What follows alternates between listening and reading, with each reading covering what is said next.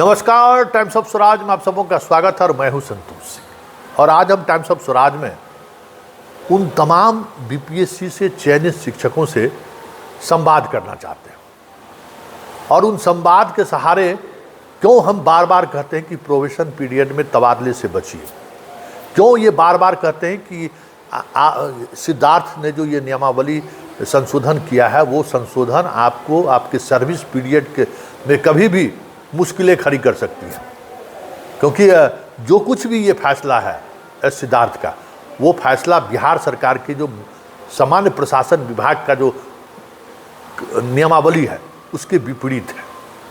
आपका जब probation period 2 वर्ष है तो प्रोबेशन पीरियड अब जब तक आप पूरा नहीं किए हैं उसी प्रोबेशन पीरियड के कारण आपको अध्ययन के लिए आपको अनुमति नहीं दे रहा है, मातृत्व लाभ नहीं दे रहा है, बहुत सारे तरीके के लाभ से आपको वंचित कर रहा है, लेकिन आपको तबादला का लाभ दे रहा है। तो अब जब सब कुछ सामने आ गया है और जो तबादला नीति है तो TRE 1 में तो 99.9% लोग अपने घर में हैं, मतलब अपने ज़िला में हैं, और नई नीति के तहत आप आवेदन देने की स्थिति में कोई भी शिक्षक नहीं है। बीपीएससी के नई जो नियमावली है, इस नियमावली के तहत TRE 1 का कोई भी शिक्षक, हमको लगता है गिनती के 100 भी शिक्षक नहीं होगा जो इस नियमावली के तहत आवेदन देने की स्थिति में। वैसे भी पहले ही आपको आवेदन देने की बाध्यता से बाहर कर दिया है, भाई आप नो कर दीजिए, निश्चिंत रहिए। तो आप स्थिति में नहीं है। बात पति पत्नी का लीजिए कि पति पत्नी को की पोस्टिंग होगी। अब ये बताइए, ये जो नियमावली है, इस नियमावली में पति पत्नी अगर एक जिले में है तो क्या साथ आने की स्थिति में है? जरा ये बताइए, जितने बीपीएससी शिक्षक, क्योंकि देखिए ये हम खेल देख रहे थे। आप इन बातों को समझिए कि हम सक्षमता परीक्षा का रिजल्ट कब निकलेगा, 12 गो अनुमंडल दे रहा है कि 14 गो अनुमंडल दे रहा है कि क्या दे रहा है, ये इन सब खबरों से इतर हम उस खबर के पीछे की खबर पर हम ज़्यादा जोर देते हैं। इस विभाग की मंशा क्या है? क्योंकि हम जिस समय में आपको कह रहे थे कि आपको अनुमंडल के बाहर 12-10 स्कूल चुनने हैं, उस वक्त भी सरकार इसी मूड में थी। नियमावली क्या कहता है कि आपको अपने अनुमंडल से बाहर पोस्टिंग करेंगे, और अगर एक ही अनुमंडल है तो दूसरे जिला के पड़ोसी जिला में, उसमें तो नहीं लिखा हुआ था 10 अनुमंडल कहीं से घुसाया। अब 3 अनुमंडल मैंडेटरी कर दिया। उसके बाद अब ये कह रहा है कि आप अपने अनुमंडल में भी नहीं जा सकते हैं, पत्नी के भी अनुमंडल में नहीं जा सकते हैं, और जिस अनुमंडल में आप पोस्टेड हैं उस अनुमंडल में भी आप नहीं जा सकते। तो बीपीएससी TRE 1 का एक भी शिक्षक इसके लिए एलिजिबल है जो अपने घर के पास जाइए या कहीं से भी अप्लाई करने से आपको फायदा होगा?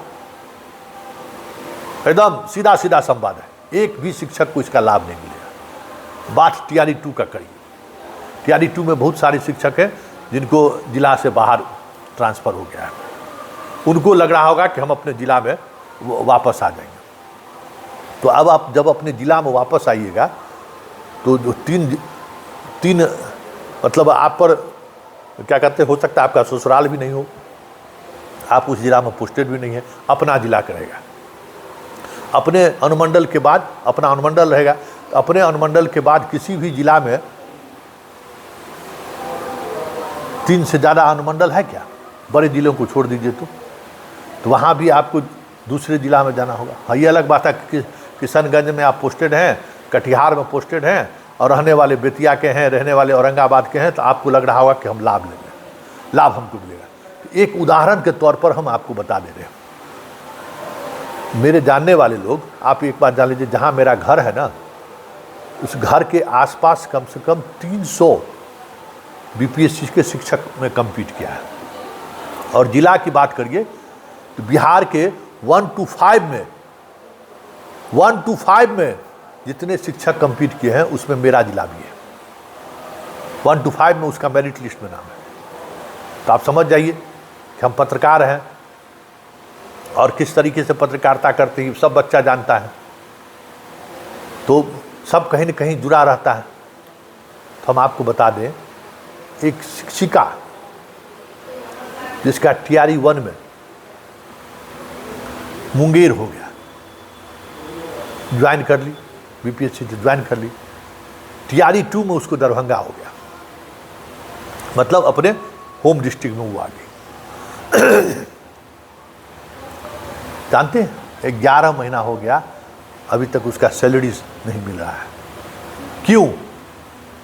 प्राण नंबर जो था मुंगेर का, वो ट्रांसफ़र कराने में उनका भाई का, उनके पिता का, उनके जितने रिश्तेदार नातेदार थे, सब लोग तबाह हो गए। और के पाठक के दौर में भी बड़बी करते रह गए, समस्या का समाधान नहीं निकला अभी तक।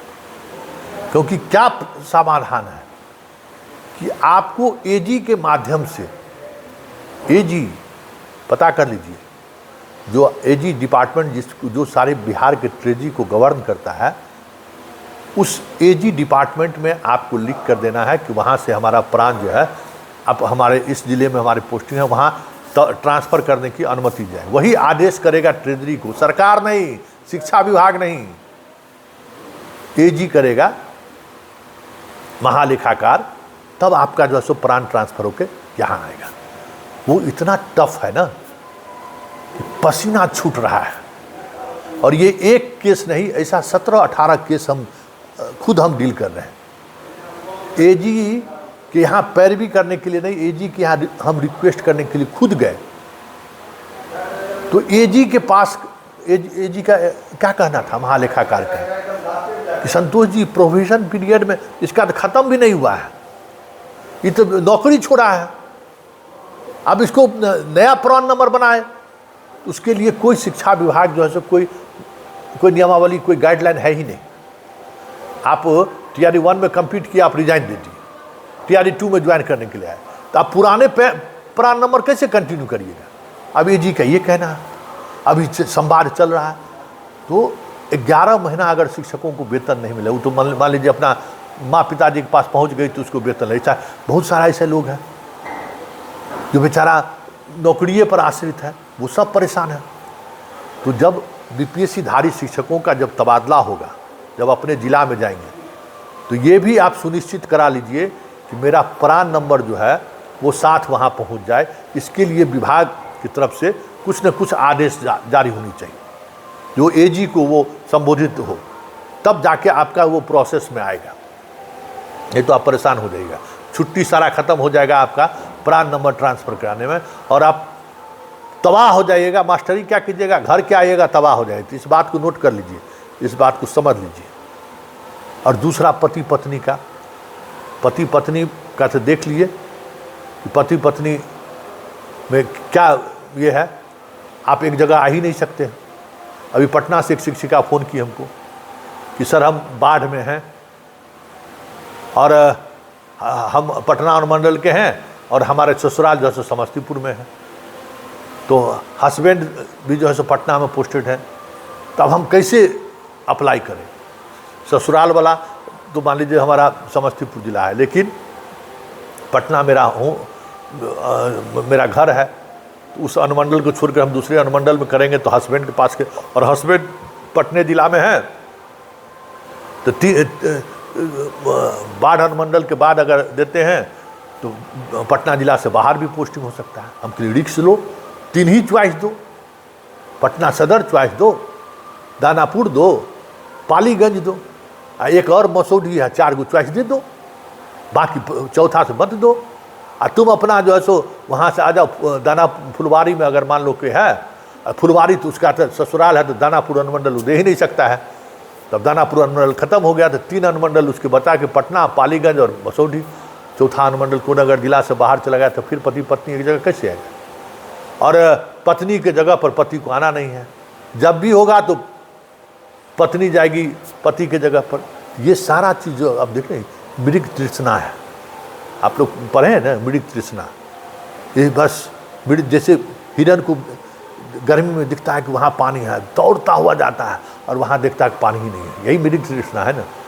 तो यही सिद्धार्थ का मृग तृष्णा है कि BPSC वाले के कुछ जो पैरवी वाले लोग हैं, 1000, 2000, 3000 जो पैरवी वाले लोग हैं, रसूखदार लोग हैं, जिसका नहीं चला पाठक के समय में, ऐसे लोगों को पटना लाने की ये बस यही पीछे, इस पूरे तबादला नीति के पीछे मंशा सिर्फ यही है कि जो 2500-3000 जो अधिकारी की पत्नी, बीबी, बाल बच्चा, साली, सरहज, भाई भौजाई, ये सब जितना है ना, उस सबको पटना ले आए। बस यही साजिश है और उसी साजिश के तहत ये सारी कवायतें हो रही हैं।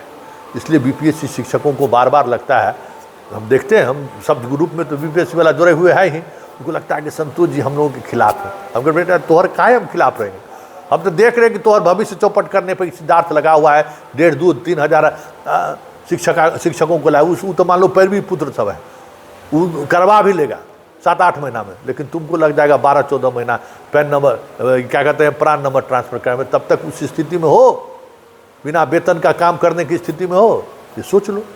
बाप माँ भी कहेगा नहीं कौन नौकरी किया, हम ही को घर से पैसा देना पड़ रहा है।